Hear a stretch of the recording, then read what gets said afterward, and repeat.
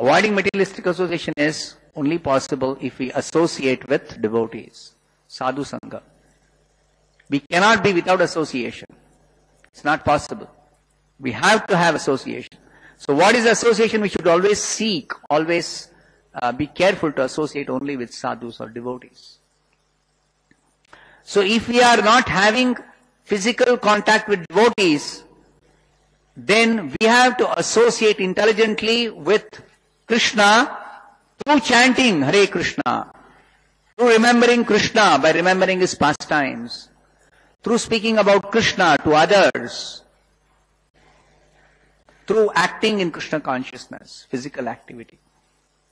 So we give association to people. If we have to be in contact with people who are not Krishna conscious, we have to give them our association. By ourselves associating, through chanting, speaking, through remembering, through recollecting pastimes. You don't hear from the person who is speaking about material things. Instead, you make him hear about Krishna.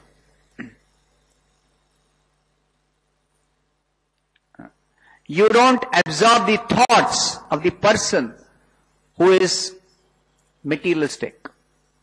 Rather, you make him absorb your thoughts or spiritual thoughts. See, just by being in the presence of a person who's thinking materially, not even he's speaking, not even he's acting, that itself has got an influence. That itself has got an influence. One last point I'll make and then I'll close. Prabhupada was sitting in a place waiting for the car or taxi, something to come. In the earlier days, there was no proper transportation like that. It was a very small setup. There was no car in the temple like that.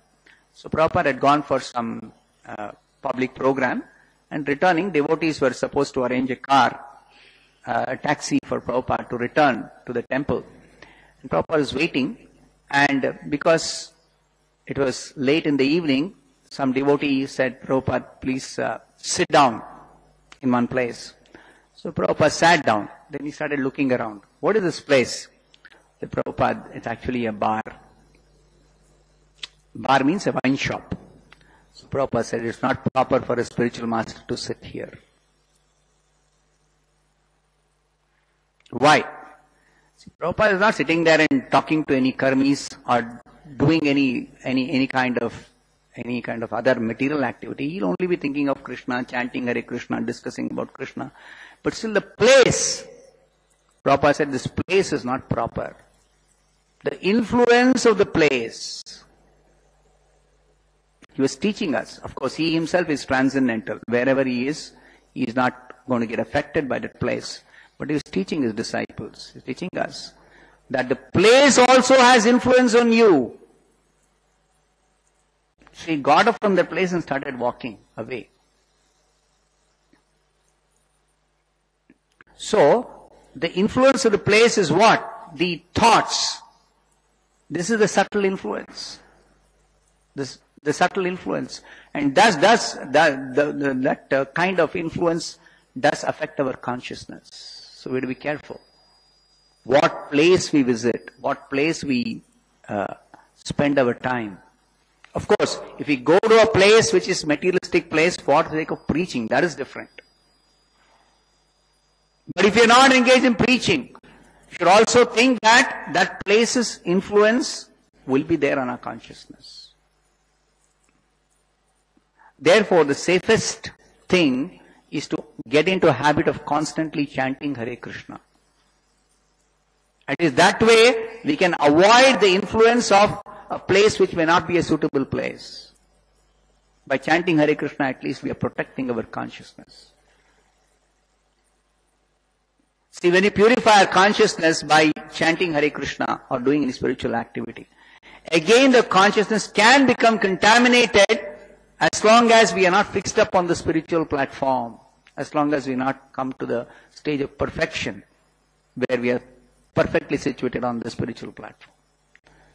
So again and again we have to consider the influence of a place of some thoughts or materialistic speech, and of course material actions, material activities.